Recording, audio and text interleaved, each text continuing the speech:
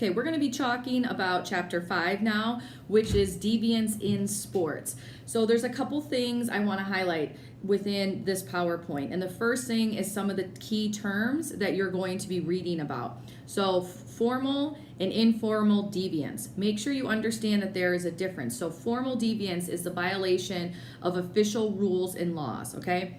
A speeding ticket.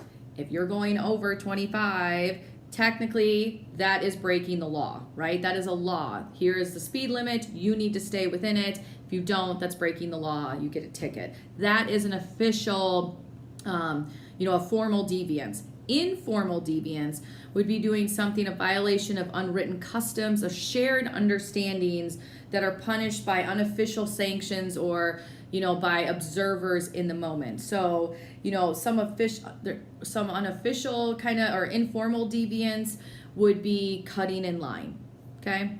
Or taking someone's parking spot that was, waiting for it and you sneak in. You just don't do those things, but also like you would say like, hey, don't do that. So that's what's more informal. There's no law behind stealing someone's parking spot, but we all know that's not what you're supposed to do. The next section, similar to informal and formal deviance, is formal norms and informal norms. So formal norms are official expectations that take form of written rules or laws, okay? So let's back up here, I'm sorry. A norm is a shared expectation that people use to identify what is acceptable and unacceptable in our social world. So these are things that we do, all of us together, and decide like, okay, this is how we function. So formal norms are going to be written rules or laws. Informal norms are going to be custom or unwritten shared understandings of how people should act, think, and appear. So an official expectation, that norm, okay, would be essentially like a foul in a basketball game. Okay, so that's a formal norm. We know it. You can't do this. You can't hit someone. Informal norm would be shaking hands after a game. Okay, it's something that we all understand as being acceptable, the thing you're supposed to do, the thing that is right, but it's not official. There's nothing that's written down that says like you have to do this. So make sure you understand the difference between formal deviance and informal deviance, formal norms and informal norms. So this chapter will really look at all types of deviances. So it'll be talking about drugs, and we'll get into that here in a second. It'll be discussing who decides what is deviant. So in your PowerPoint slide, there is going to be a picture of, basically cage fighting right there. So why as a society have we decided if you put two people in a cage and you call it a sport, they can beat each other up? But if you took those two people and we put them outside of Joe's one night, the cops would arrest them. Okay, so what's the difference, and how do we decide what's assault and what isn't? Just even in soccer, if someone's about to beat you and you pull them back, down from behind, that's a foul. And you could get a card for it, but it's acceptable really within the game. Like it's part of what people do in the game. Now, if you did that in the Mensa, someone's about to cut the line, because those lines get very long, and you were to pull them down, right? It would be kind of like, no, you can't do that. So why is it acceptable in one environment and not another? Also, this chapter we'll talk about who is deviant, what athletes tend to be deviant, and they're going to really talk about this kind of idea of over-conformity. So these types of athletes are the ones, that are going to be the most deviant. And why are they the most deviant? Is because they're so committed to the sport, but in an unhealthy way, that they don't know how to set limits. These athletes, too, tend to be separate from society. So athletes that aren't within the same community, the same atmosphere, have to follow some of the same rules, they are more likely to become deviant because they are separate. They see themselves as the rules don't apply to me.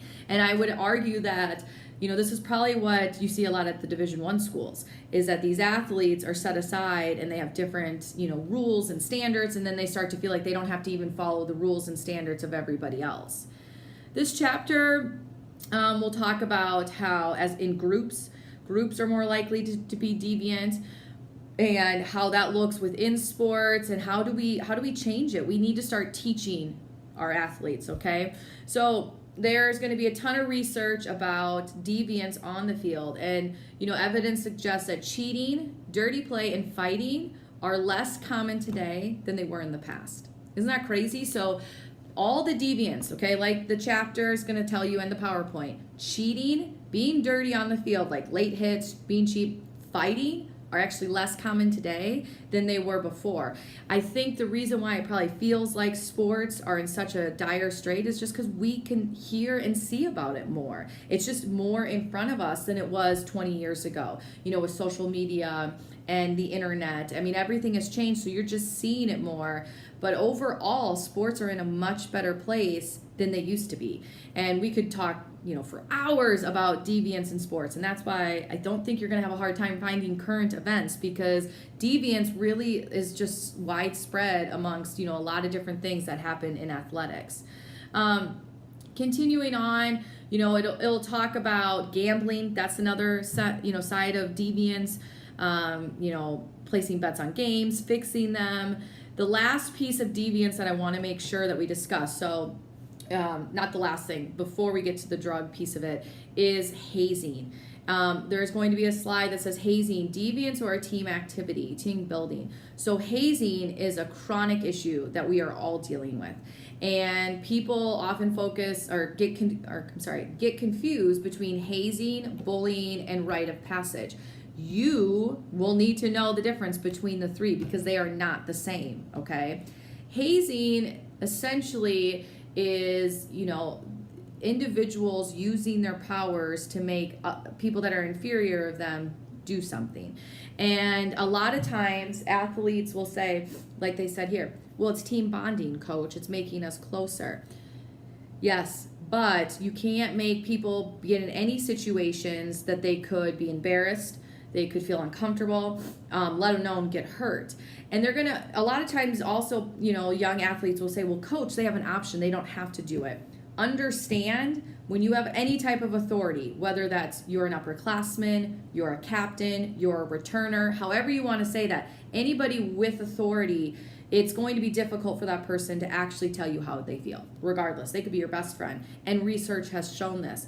So hazing is a real issue.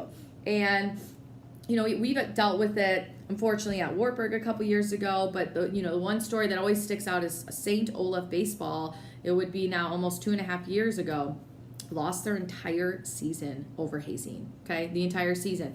And I'm not going to tell you some salacious story about what happened. They were literally making the freshmen carry their lunch trays, and the administration and the NCAA was like, nope, not acceptable.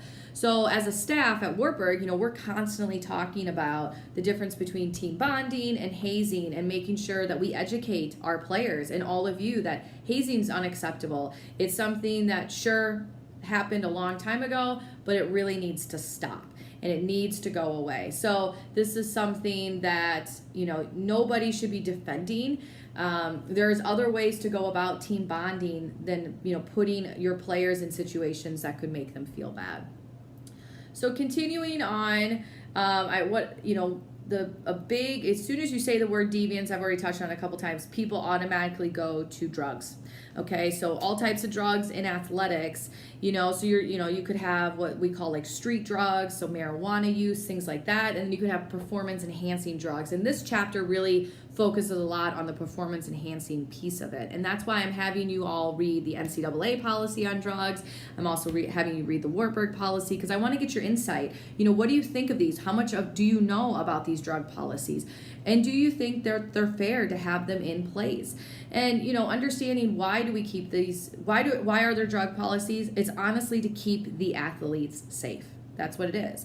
And normally in my spring class, I teach this class in the spring semester in person, we have a huge debate over whether drugs like doping should be regulated. And the one thing that the chapter is going to discuss is, what line do we draw? Right now, for example, we are playing competitors. Wartburg Women's Soccer will play teams this year where their entire team will have heart rate monitors on, okay? They'll have heart rate monitors on. They will have someone on the sideline with a computer jotting down how much energy they have left, all of that, their heart rate, all of that good stuff. We don't have that at Warburg. It's a very expensive system to have. We don't have it. So is that fair? Because right away what people say with doping is, well, that's not fair. That's a competitive edge. But with technology, what the chapter is going to kind of challenge you to think about is like, where do we draw the line then? Is it fair that my opponent has a really great technology to know when their players are fatigued and they know when to sub compared to me? Is that fair? People would argue right now that the fact we're building a new weight room, is that fair for the other schools who don't? So where is that line? I am obviously very against performance enhancing drugs, but it is something for you to think about.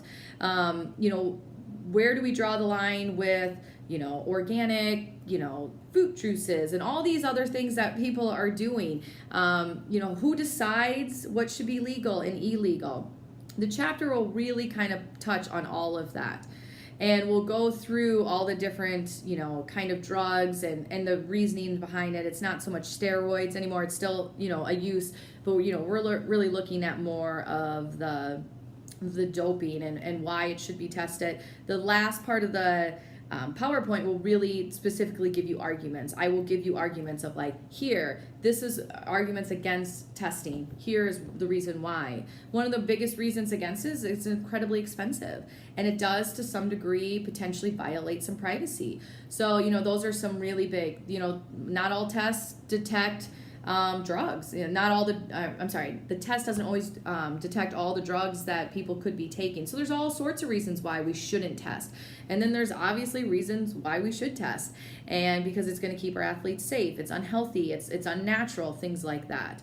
So the deviance will also kind of point out at the end, like, how do we change it? How do we make it better? I'm going to love to hear about any experiences you've had with deviance. And the one thing I didn't even point out that the chapter will, we're talking deviance too, like deviant parents, like yelling on the sideline, attacking referees, all sorts of things. There's all sorts of deviance out there. So make sure you come into this chapter with a real open mind and really look at the different ways that sports creates deviant behavior. Thanks.